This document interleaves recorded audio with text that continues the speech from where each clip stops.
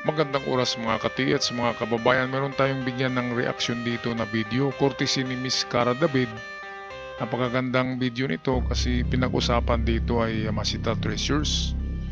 Kaya ito, panoorin muna natin ang video bago tayo magbigay ng reaksyon. Sa bandang dulo dito ay tataas ang inyong mga blood pressure dahil sa merong eksperto daw ng Yamashita Treasures na historian ng UP na nagsasabi na hindi totoo ang Yamashita Treasures at yung mga mapa ay hindi daw, mga pigi daw yan, gawa daw yan ng mga bata. Kaya tuloy ako'y gumawa ng reaksyon ng video na ito para malinawan yung kulukoy na yun na nagsasabi na walang Yamashita Treasures sa Pilipinas. Okay, patuloy tayo at atin ang umpisahan ng video. Kagamitan.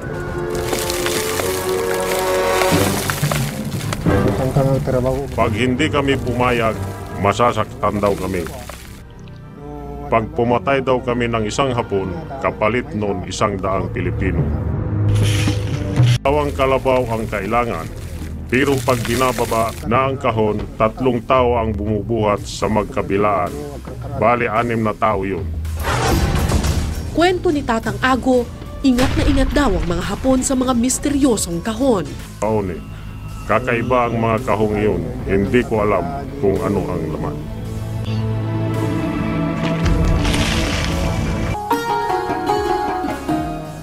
Mahigit 6 na dekada na ang alamat ng ginto ni Yamashita. Pero hanggang ngayon, sa gitna ng modernong panahon, buhay na buhay pa rin ito at umabot na pati sa internet. Okay, so paano hindi magiging buhay na buhay yan? Hanggang sa ngayon ay mayroon pa rin mga aksidenteng nakapulot eh. Katulad nung kapanahonan ng COVID, dito mismo sa lugar namin, mayroong nag-landslide na bundok at swerteng dumaan yung magkapatid na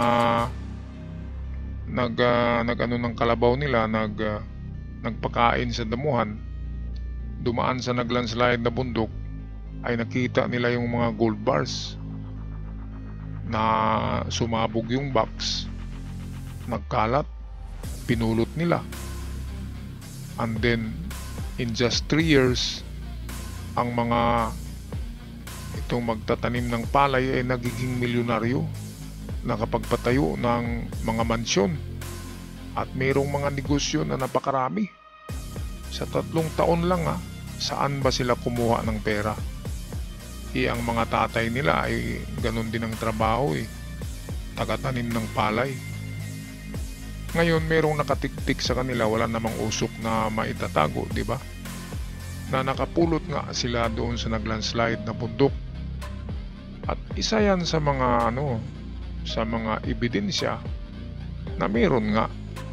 Meron, at hindi lang yan Sinabi ko naman sa inyo noon na mayroon din akong napasok na isang kuweba sa Dalampasigan sa isla na may nakuha akong treasure box na ammunition box na mayroong mga alahas na nagkahalaga rin ng nakabili rin ako ng mga sasakyan habang ako'y 20 years old pa.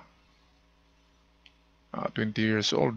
18 years old ako noon nang makatagpo ng mga ganyan, pero hindi yun yung sinasabi ng mga gold bars. Yun ay mga assorted lamang na mga alahas na ginto. Kaya meron talagang mga nagtatago niyan. Kasi kahit Amerikano, nagtatago rin sila Kasi Amerikano, nakaagaw sila sa mga Hapon ng mga alahas. Ang gold bars kasi yan ay sa emperor na yan. Pinatunaw kasi ng emperor ang mga alahas. And then ginawa nila na gold bars na mayroong silyo ng emperor at mayroon na ring mga serial number. Kaya nagkaroon ng gold bars sa Yamashita Treasures dahil pinatunaw. At lahat ng yan ay pininturahan ng itim na tinatawag na alkitran. So yan, okay. Patuloy ba tayo dito sa kwento ni Miss Cara David? Sa isang website, isang Japanese treasure map ang binibenta. Ang halaga, $100 to $1,000. Itong may-ari nito, itong mapa na ito, matagal na pala nilang ipinaghahanap ng pinanser. Kasi nga, Itong mapa na ito, hindi ito magagalaw ng kahit sino na wala siyang mga high-tech detector. So, nag-advertise ako sa internet. Ayon kay Mang Domingo, nakuha raw niya ang mapa mula sa asawa ng dating masahista ng isang Japanese general. Okay, so tungkol naman sa mapa na ito ay generic map. Marami to. Generic map siya. Hindi lang sa Luzon meron yan, hindi lang sa Visayas meron yan. Meron din sa Mindanao. Generic ang tawag sa kanya. Kaya hindi siya nilagyan ng pangalan ng lugar. Walang nakalagay. Ang gumawa niya ng nakaalam. Pero at least merong 3 treasure site sa buong Pilipinas na ganitong mapa ang ginamit. So hindi lang yan sa isang lugar. Yan ay generic map. Kalat na yan ngayon dahil sa internet. Okay, so ito, kung meron kayo niyan, meron kayo sa lugar nyo na ganito ang itsura ng arrangement ng kahoy, and then mayroong river. Sa unahan yan ay merong creek. Itong bandang dito sa kanan. Creek yan, ay iba kasi ang pagka-drawing eh. And then nandyan yung lahat ng treasure nakalagay. And then ang daanan yan ay itong gitna na square. Ito yung shop niya. At halos lahat ng kahoy dyan ay may laman yan under sa kanya. Pero yung daanan ay dito sa shaft, sa gitna na daan. Kaya napakahirap ng na yan kasi merong tubig, merong water level bago makuha yung mga nakabaon yung mga kayamanan under the water level. So ibig sabihin ay gagamit ka ng scuba. Malalim kasi yan kasi engineering brigade ang nagukay kasi malalim. Kaya malalim siya. Alright, patuloy tayo sa video. Sa Tanay Rizal daw matatagpuan ang ginto at ang mapang ito raw ang magtuturo ng eksakto nitong kinalalagyan. Pinasuri namin sa isang Japanese war expert at historian ang naturang mapa. Ito na mga kababayan, mga ka-TH. Ito na yung Japanese expert historian daw. Ay nako. Pakinggan nga natin. Totoo po ba itong mapang to? This I can say that, not real Japanese because firstly, masyadong simple yung characters. Ayan, so yan kagad ang sinabi niya. Hindi raw totoo yung mapa dahil simple daw yung karakter. Ano bang simple? Mayroon namang 3 uri ng pagsulat ang Hapon noon. Pinakauna, oldest writing is kanji. Pangalawa ay yung hiragana, and then the most simplified, ito na yung ginamit sa mapa. Ito yung katakana na medyo simple ang pagkagamit at pagkagawa. At yan ay mixed yan na ang mapa ay ginamitan din yan ng Roman letters, ginamitan din ng mapa ng Hansa, Korean writings yan Hansa, and then English letters and numbers. So, ang mapa ay simplified na kasi yan. Kaya nga mayroong mga codes. Hindi pwedeng isulat ng Hapon sa lahat in a Japanese letter kasi mababasa ng Hapon. Kaya para maguluhan din ang mga Hapon, hindi nila maintindihan ay pinaghalo-halo ng Romanji, tinatawag na Romanji, ng American alphabet and numbers, Korean Hansa. Kaya yan, hindi alam nito eh. Tapos eksperto siya sa sa Japanese treasures, napakagago. Kung eksperto ka sa Japanese treasure, maniwala ka kasi totoo. Ito, negative talaga eh. Mana sa mukha niya eh, talagang negative na mukha yan. Okay, patuloy tayo ha. Lahat ng sinabi niya, i-debunk natin. These are all what you'd call katakana. Lahat ng nag-uumpisang mag-aral ng Japanese start learning this. Day 1 ito This yung is beginner's Japanese. beginner's Japanese. Ayan, grabe, sabi niya, day 1. Ang nag-aaral daw ng Japanese na day 1 sa pagsulat, ay ito daw yung sulat. Bakit merong diyan, itong sign na kin? Merong sulat na kin, ginto. Kanji yan eh. Hindi yan katakana. Tarantado. Kaya sabi ko nga, ito may numbers sa clock. So, American numerals yan, emigrat Arabic numerals. Di ba? Mga katiits, kayo ba'y maniniwala na peke ang mga mapa ng treasure map? Maniniwala ba kayo sa sinabi nitong expert ko, no? Kaya nga ginawa ko ng reaction video ito eh. Kasi na high blood ako nang sabihin niya na gawa daw ito ng mga bata na mapa. Grabe. Napaka walang respeto sa mga treasure hunters. Okay, patuloy tayo. Sino gumagamit ng katakana? Children. Ipinakita rin namin kay Dr. Jose ang mga treasure codes and symbols na ginagamit ng mga treasure hunters. East, west, north. They do not use east. They don't use letters for this. They never use letters. Kung sa compass, north, meron silang character for north, meron silang character Hindi sila for east. magagamit ng letter E, letter W. Ayon, mali din siya dyan. Dahil nga ang lahat ng letra sa alphabet, 3 lang sa letra sa alphabet ang hindi ginamit na treasure sign. O umpisahan natin sa letter A. Letter A is gold. Letter B is gold bar. Letter C is treasure beside the rock. Letter D is a treasure under or treasure in the west. E is gold bars. F is treasure in the tree. G is gold. H is sealed tunnel. I is distance. J is slanting tunnel. J. K is treasure at the back of the rock. Kaya nga merong mga 7KD, 7KO. So treasure in the big rock. K, pwede rin yan. JKL. L is sa compass yan, degrees.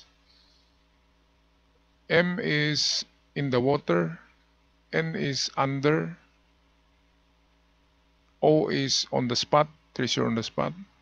P is itong giveaway, jewelries, under the rock. PQ. Q ay, yun ang hindi ginamit ng Q. Q, R ay ginamit din ng R. R is measurement. In Japanese measurement, tinatawag na ken. R is ken sa Japanese measurement. Key element O, P, Q, R, S. S ay hindi ginamit eh. T is under or minsan ginamit na up, binaliktad ang T. U is a horseshoe yan.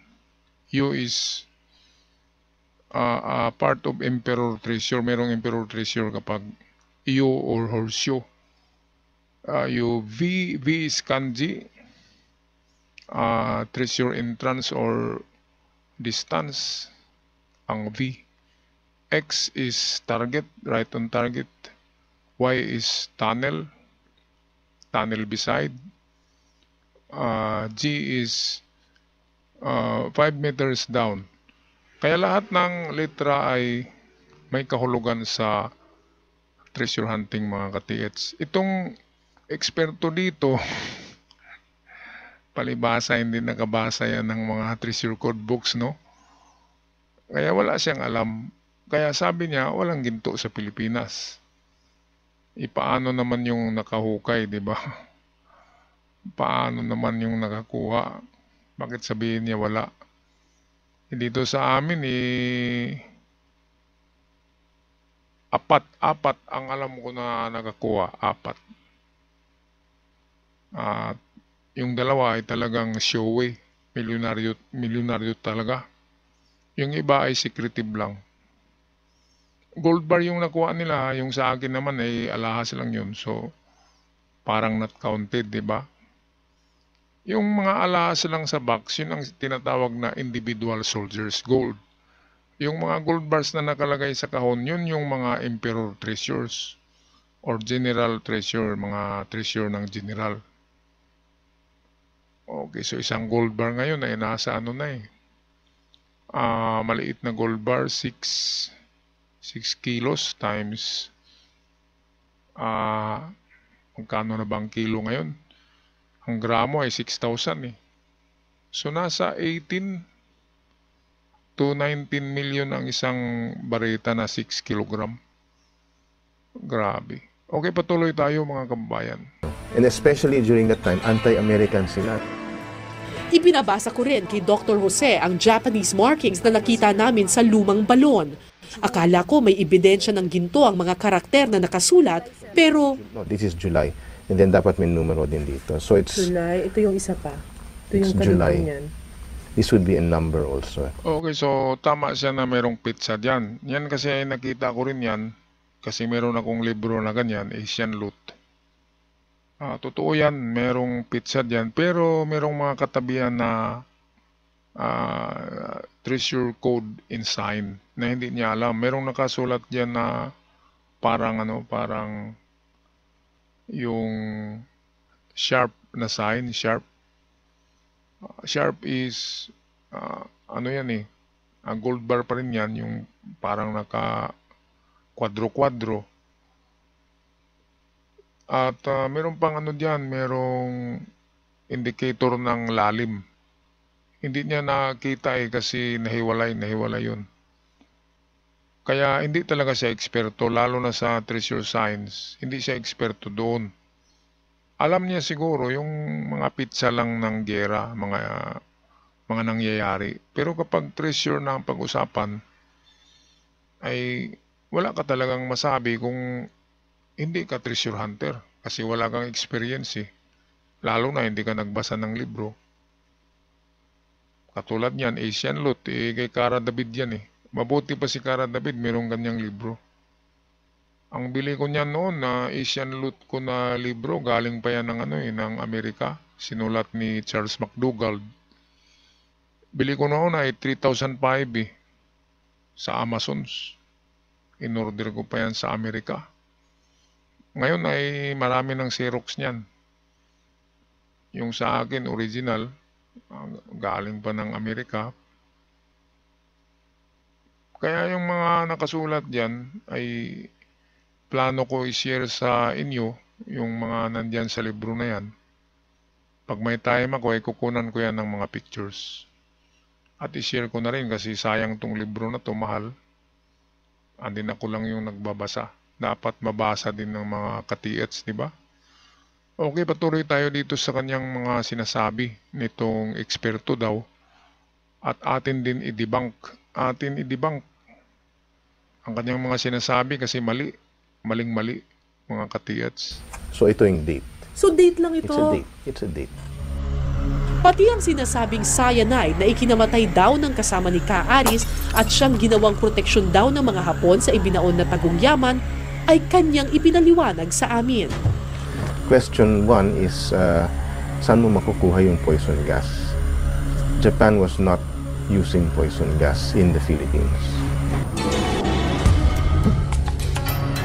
Ayon kay Dr. Jose, totoong nagnakaw ng limpak-limpak na ginto ang mga Hapon noong World War II. Ito, balikan natin yung sinabi niya na walang poison gas. Walang poison gas pero mayroong cyanide. Ngayon, ang hindi alam ng karamihan, ang bawat sundalong Hapon noon ay mayroong daladalang maliit na garapa or bayal na mayroong laman na cyanide. Ang purpose niyan, kapag na-corner na sila, ay sasabihin na ng kanilang general na lunukin nyo na ang cyanide, sabay-sabay tayo. Kasi ayaw talaga nila sumurinder kasi nakakahiya. Meron kasi silang tinatawag na Code of Honor or itong Bushido Code na Warriors Code na ayaw talaga nila sumurinder. Bagkus ay magpatiwakal sila, mag-suicide, kaya nga merong harakiri at sipuko. Sa gera ay lunukin nila yung cyanide na maliit. Maliit na garapa yun. Kagatin nila, basagin nila, and then lunukin. Na-search ko yan noon, nabasa ko yan noon dahil nag-search ako ng kung totoo ba yung mga poison na yan. Totoo talaga yan. Kaya nga namatay yung dito yung nagkwento na namatay yung kasama niya nang malanghap yung usok. Kasi natamaan pagbundol, sumingaw. Dahil nasa loob ka ng tunnel ay talagang masinghot mo lahat yun. Kasi hindi makalabas yung amoy. Kaya malanghap mo talaga, patay ka doon sa loob ng tunnel. Walang oxygen eh. Kulang ng oxygen ang tunnel, kaya patay ka talaga doon. Pero kung doon yun nabasag sa ibabaw ng lupa, presko-presko ang kapaligiran, hindi ka kaagad mamatay niyan kapag nalanghap mo. Pero kapag nasa loob ka ng tunnel, ay madali talaga. Madali ang epekto, mabilis. Okay, patuloy tayo ha. Wala pa yata siyang sinabi na tama. Yung pizza lang sa balon ang tama, pero hindi pa rin dahil mayroon pang mga codes doon. Mayroon pang mga karakter na hindi Japanese. Yung talagang treasure code. Merong nakasulat doon. Kaya mali pa rin siya. Patuloy tayo. Pero Meron silang nakuha. But that loot went straight to Japan. Ba't nila dadalhin dito? Yung Korea, very, very strategic yun. Ayan, so meron na naman siyang sinabi na nandun daw sa Korea. Wala nga doon eh. Nandun daw din sa Japan, dumiritso. Wala rin doon. Dahil noong kasagsagan ng giyera ay hinarangan ng US naval ships ang mga daanan papuntang Japan. Diyan sa Malaysia, Indonesia, sa may Singapore. Lahat diyan ng karagatan ay mayroong American warships. Kaya hindi makalayag ang mga Hapon ngayon dahil ang last stand nila ay Pilipinas. So dito na nila dinala lahat at ibinaon para hindi makuha diretso. Ikinalat nila yun sa 170 ka treasure site na hinukay ng malalim. At isa sa mga treasure site na yun ay nagbaon din si Yamashita. Kaya merong Yamashita treasure din. Pero karamihan sa nagpabaon niya na ay si Takeda at Chichibo. Kapatid yun ng emperor, yung dalawa. Sila yung talagang naka-assign dyan na magpabaon.